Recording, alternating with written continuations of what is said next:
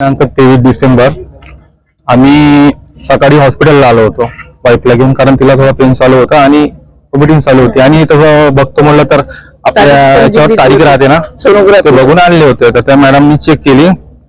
Madam म्हणाली की आज म्हणजे तेवढं पेन आहे नाही, पण म्हणजे आज तुम्ही संध्याकाळपर्यंत ऍडमिट होऊ शकता बा. तर आम्ही त्याप्रमाणे संध्याकाळी आलो.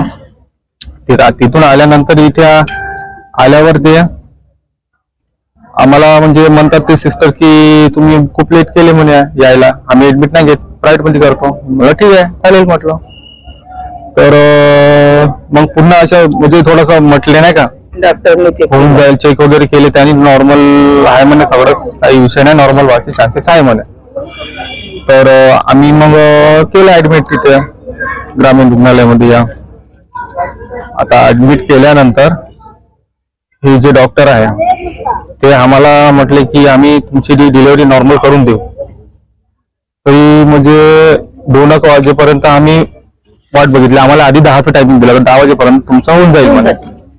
तर आम्ही 2 वाजेपर्यंत टाइम बघितला नाही का, 2 वाजत होते. पण तिला खूप जास्त त्रास होत होता, अति त्रास होत होता नाही, कारण कसे माझी फॅमिलीवाले तिथंच होते आणि प्रत्यक्ष मला सांगत होते तिथे का असं असं घडतंय म्हणून. कारण कसं तिला पेन होत होतं आणि ते बर्दाश्त करू शकत होते आणि अवलक्षपणा करत होते तिथे.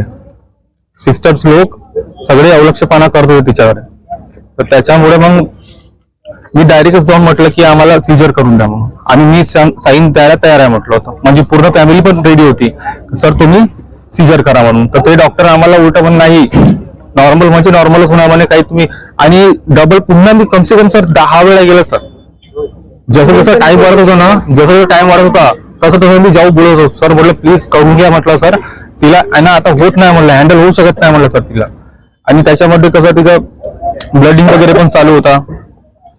मग त्या सरला म्हटलं आम्ही, तर तो सर म्हणत होता की नॉर्मलच होणार. मग आम्ही करीबन 4-4:30 वाजता मी पुन्हा एकदा गेलो. एक मॅडम होती, तर मॅडम मला म्हटली की तुमचं बाळ खाली आलाय म्हणे आता, तर याच्यामध्ये म्हणे नॉर्मलच होणार म्हणे आणि याच्यामध्ये सीजर करू शकत नाही म्हणे. हा शब्द त्या मॅडमने मला वापरले. सीजर होणार नाही, नॉर्मल होऊन बाळ खालता आलाय म्हणे.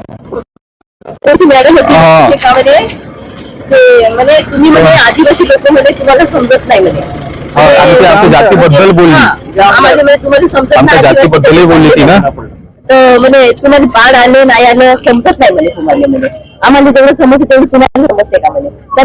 जोपर्यंत 102 त्यांच्यावर गुन्हा दाखल होत नाही, त्यांच्यावर कडक कारवाई होत नाही, तोपर्यंत आम्ही त्या बाळाला आमच्याकडे घेणारच नाही. माफी असे हात मला काही दुसरं पाहिजे नाही. मुलगी चांगली आहे, म्हणलं माझ्या मुलीच्या पोटामध्ये ब्लड संगरलेलं आहे, धोक्याचं आहे. मी एक सांगतो पा तुम्हाला, माझा नातू तर राहिलाच नाही आहे. नातवाली तर डॉक्टरनं मागूनच टाकितलं आहे, कारण तर डॉक्टरनं खूप गुन्हा केलेला आहे. डॉक्टरनं खूपच लक्ष कमी दिलं आमच्यावर. आणि हे लक्ष काम कमी केलं. मी पाहिलं 9 डिलिव्हऱ्या झाल्या माझ्या देखतं. मी मोजल्या, मी तिथंच होती बसून वीरभर. मी तिथून हटलं नाही. ती 9 डिलिव्हऱ्या करून माझ्या बाळाला हात लावायला जा म्हटलं, तुला खूप समजते का ग म्हणे, अजून याचंच आहे बाळ. मग का बोलायचं, मग डॉक्टरची गुण आहे का कोणाचा बा. ते डॉक्टर ऑपरेशन इकडे, तर सर म्हणे थांबून जा म्हणे, तुम्ही आधी म्हणून जातो ते तेव्हा का म्हणले म्हणे नको नाही म्हणे, नॉर्मल आहे म्हणे, सगळं नॉर्मल आहे म्हणे. ज्या मॅडमने हा जो जातीवाचक उपचार केला आहे त्या मॅडमवर अल्ट्रासिटी कायद्याअंतर्गत गुन्हा दाखल झाला पाहिजे. सर्वात मोठा मुद्दा हा आहे की इथं गरीबाचं कोणीच ऐकत नाही.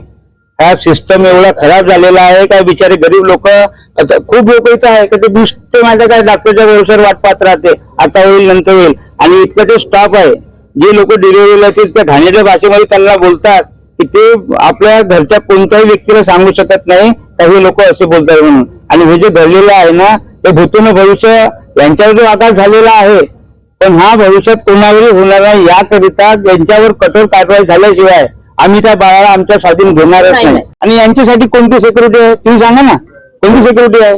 कायद्यात गेलं, पोलीस स्टेशनला गेलं तर कोणी रिपोर्ट घेत नाही. आणि त्या डॉक्टरकडून एक गुन्हा घडला त्याच्या संशोधनासाठी हे इतके मोठे पोलीस आले आतमध्ये आहे. 10-12 पोलीस बेसिक आम्ही आतंकवादी आहो जे पाकिस्तानीत आलो आणि या दवाखान्यात आम्ही काही हल्ला करणार मग बंदूक घेऊन आहे का गरज आहे बंदूक घ्यायची? ह्या लोकांना न्याय केव्हा मिळणार? न्याय मिळाल्याशिवाय आम्ही इथून हटणारच नाही. मला काही दुसरं पाहिजे नाही. बाळ डॉक्टरच्या हाती द्यायचं आणि फोटो काढायचा. मला दुसरं काही पाहिजे नाही. माझं बाळ मेलं ना सर्वात जास्त हाती देऊनच त्या बाईच्या वेदना कोण समजणार? माझ्या मुलीच्या पोटामध्ये साधे लोक काढून पाहिजे. गैरफायदा घेतात. हे लोक